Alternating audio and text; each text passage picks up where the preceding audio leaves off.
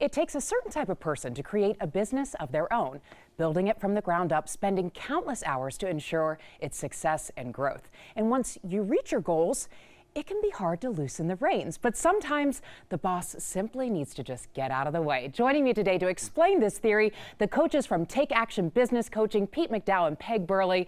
Thanks for joining us again, Peg and Pete. It's great to see you. So nice to have you again. Thanks. You have a great quote that pretty much sums up your lesson from today, from the great Tommy Lasorda. I'm going to read it here to start. Managing is like holding a dove in your hand. Too tight brings death, too loose, and you will lose the bird.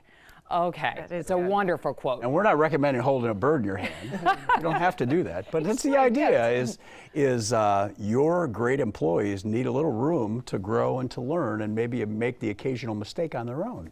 Sure, right? yeah. So we want to allow them some freedom to be able to do what they need to do. Yes, but still tighten the reins just a little bit as well.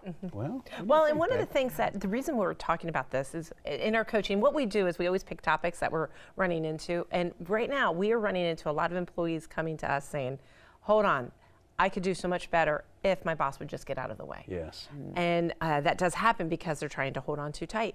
And so what do we do? So we have some ideas on what to do. Exactly. And when you see the boss goes from being an effective leader to someone who's misguided or misformed, how do you approach that when you're talking to your or clients? micromanaging, right? Yes. Too much. That's a good question. And sometimes honesty is the best policy. One of the best people I ever worked for, John, who is still out there, is I would close the door and go in and talk to him and privately and professionally and calmly describe where he wanted us to go and why I think we should go this way and all the reasons why. And if he decided that he'd change his mind and go this way, that was fine. But if he decided we're going to do what I originally said, I saluted smartly and went out and never badmouthed it out in the facility, right? Right. You just go do it to the best of your ability. If it works, it works. Sure. And this is an issue for both the boss and the employees to address. Yes. So let's start with your advice to the boss. What is the best first step? So we have we have a few steps, and it's depending on your situation, it can vary. So one thing that we do when we go into companies is we'll say, let's do a survey. Let's find out what your team is saying. A 360. A 360 is what it's called, and you can do that via like a Survey Monkey, or you could do a written one, or you could do an in-person one. And getting that feedback, we ask all of our leaders, whether you're the owner or the leader of a department, to get this survey done once a year. And that by itself, if you're a boss that's listening, get that done. Get that done right away. That will help you tremendously. Now, Pete, what would be another strategy for you? Well, that one, just to expand on that a little bit, is that sometimes bosses, owners of companies, it is difficult for employees to approach them sometimes. Sure. If they get feedback from a large number of folks that are pointed in the same direction on a topic, it's more easy for them to make changes and to accept the fact that they need to change. Right. So it's usually a lot more powerful than just one person say, hey boss, you need to change this or change that. And you also say that it's good for the boss to remember what it was like to get out from behind their desk, Yeah, correct? the Undercover Boss show, right? That's a brilliant. And you don't have to put on a disguise or anything. You just need to go out in the field occasionally or go on a sales call with your folks or whatever your business happens to be. Get into the accounting department occasionally and talk to folks about the challenges they have.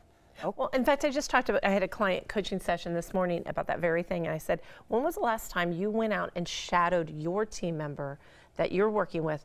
It's not to criticize, it's to learn. What's happening? Let me see. Devoting some of that time of what are their obstacles and see it firsthand. And so that was his homework, actually. And that's when we're coaching, what we do is we have great conversations like that and then give you homework and action steps in order to see results.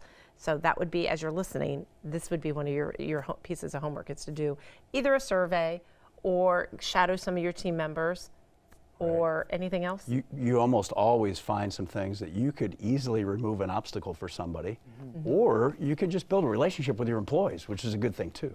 Sure, and employees, we all think we know better or have control. What are some of your tips for the employees at approaching the boss? Oh, that's a good idea. You had one earlier. I liked your one. Well, if you're going to go direct, is just do it privately, do it professionally, do it calmly, and be rational about it and say, here's what we're planning to do, and this is what I'd suggest, and this is why. And see what happens. And if it doesn't happen, that's fine too. And sometimes you're going to have to do things as an employee that you don't agree with. And I liked I always quote you when you say, salute and go up the Salute hill. smartly and charge up the Thank hill. you. I like that quote. Yes, sir. Sometimes you're going to have to look at it and say, it's not what I want, it's not what I agree with, but you know what? Part of me being a team member is sometimes doing the things that I have to do to support the boss. And sometimes you just have to do it. Sure. And when you're in a very large company, as both of us were a few years back, is sometimes this, whatever this initiative or fad, it'll pass. Just do what you're supposed to do, and if it's going to work, it'll take off and work.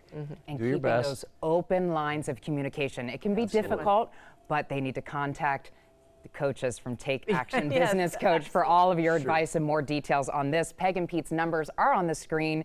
You can also contact them at ActionCOACHColumbus.com. Yes. Thanks so much for Thank joining you. us today. Thank you.